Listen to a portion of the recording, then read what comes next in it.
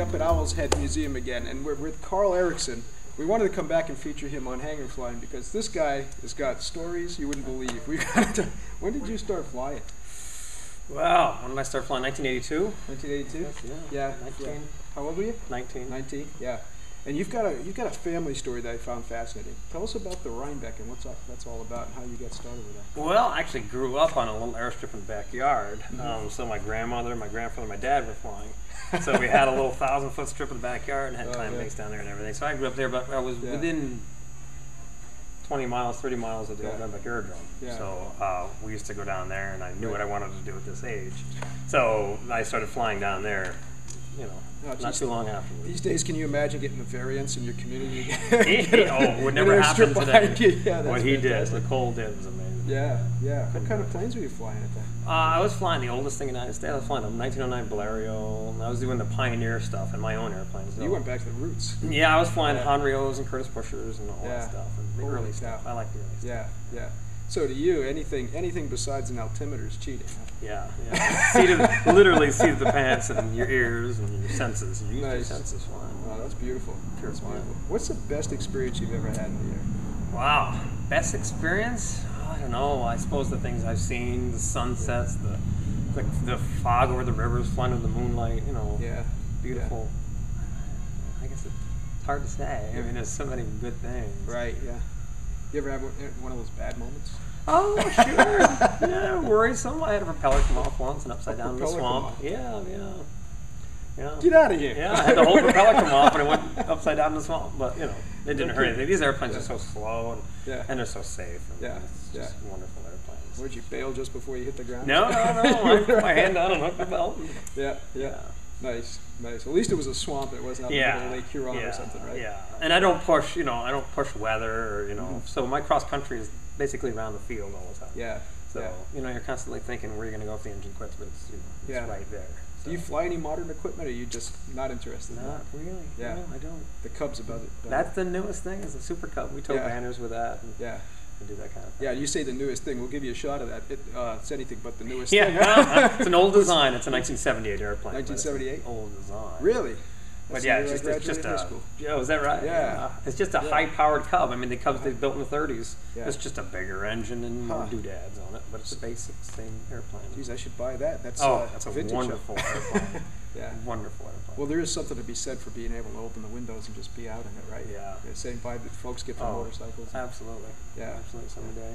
Well, it's really fun for me because I'm just starting my experience, as a student pilot. So. This is all fresh to me, and it's so nice to hear the stories from guys like you. It's just fresh. I think there's things I'm learning every day. I mean, you're learning the rest of your life. I keep hearing that over and over again. Yeah, absolutely. It's a license to learn, and you'll gain, and you'll learn from it, and you get it from older people. The people who've been in the game can't equal experience. Right. So you'll always learn, and it's a great thing to learn. It's amazing because a lot of my life is martial arts. It's related to martial arts, and I see the same vibe with you guys, with the pilots, right? That sense of curiosity and continual development. And all that, right? Challenging yourself. It's a pride thing. How to land an airplane 3-point. It's a pride thing. Yeah. And no one ever wants to give the license up. No matter if they decide at that point to do it, it's still hard for those folks that have never done anything but that tricycle gear. What's the difference between that and a tail wheel? What is the difference? The flying is the same, of course. I mean, it depends on the airplane. But the flying is the same, but it's on a crosswind on blacktop. That's a whole different thing. That's when you earn your keep right there. It's when you can put this thing on blacktop and not ground loop it. That means it spins around and takes the gear off and goes on its back.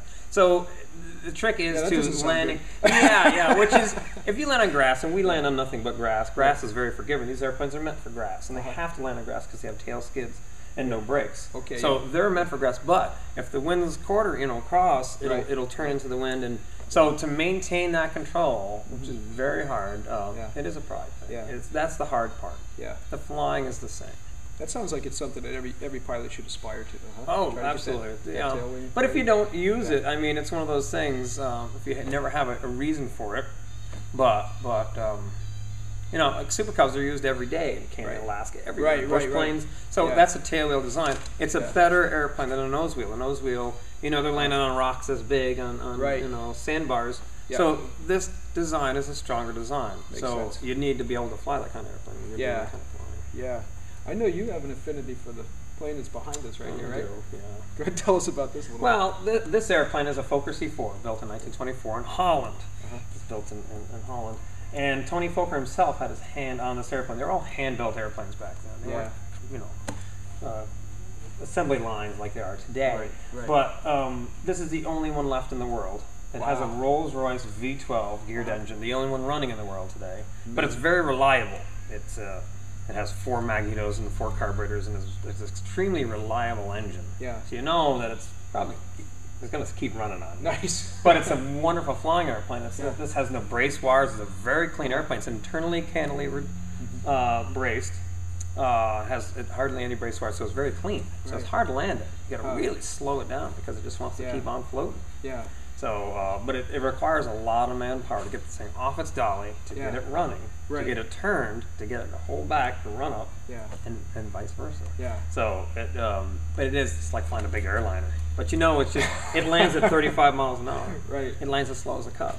I'm glad you mentioned the airliner thing, though, because this was transformed into an airliner of sorts, right? It was. But the pilot was still earning his keep. He was still outside, which everyone agreed. Yeah. You know, you had to, back then, you had to hear the wind for your speed. Right. You had to feel, which side of your cheek the wind hit. You know if you were skidding. Right. So pilots for a long time agreed that, you know, the pilot should be out in the open. Right. It took a long time before that changed. Middle 30s. Amazing. Yeah. The only glass in this thing is on the window. Yes. Yes. That's just amazing. And we should tell folks we're sitting in the restoration workshop, right? And this is where the nuts and bolts of Owl's Head takes place, right? Right. You work on the aircraft specifically here. Right. This is where all everything gets done. The maintenance is done in here. The restorations, we have a restoration project, the SC5 we're trying to finish up. In between every other thing we have to do, we have to maintain, we have 15 airplanes that are maintained for the shows. We keep flying during the shows. Right. But we try to do restorations during the summer and all the annuals. We spend all winter doing the annual inspections for the spring. So you always find something, even though they fly every show. But there's only 3 hours on the airplane, but still you got to go through the entire airplane and find the stuff. But it's a great place. All volunteers. Couldn't do it without volunteers. They're everything. They love it. I mean, everybody I've met, they just love doing it. Well, it's a living museum. That's a nice thing. So when they're working on something, they know they're going to see it fly. Right. It's not just going to get shoved back in a hangar and collect dust. So. And one thing we can't give you on video yet, you know, is the aroma in here. Oh, no. Everything. This smells like history. I mean, it's just incredible. So, hey, we're going to go out and fly something, aren't we? We're going to go fly the Waco, the 1933 Waco. Waco. Tell us about that. Well, it's one of the first airplanes in this museum. Back in the middle 70s, but it's a pretty rare Waco. We sell rides in it. We offer rides in this airplane, that and the Stearman. It was an aerobatic airplane back then. Yeah. And this airplane actually it was on floats as a surface spotter in the 50s, running its keep. So we restored this airplane totally 6-7 years ago, and it's all fresh, new engine. It's a beautiful airplane. So just a great flying airplane. I am Jack. I love my job, man. Thank you so much. All right. Okay. All right, we're going to go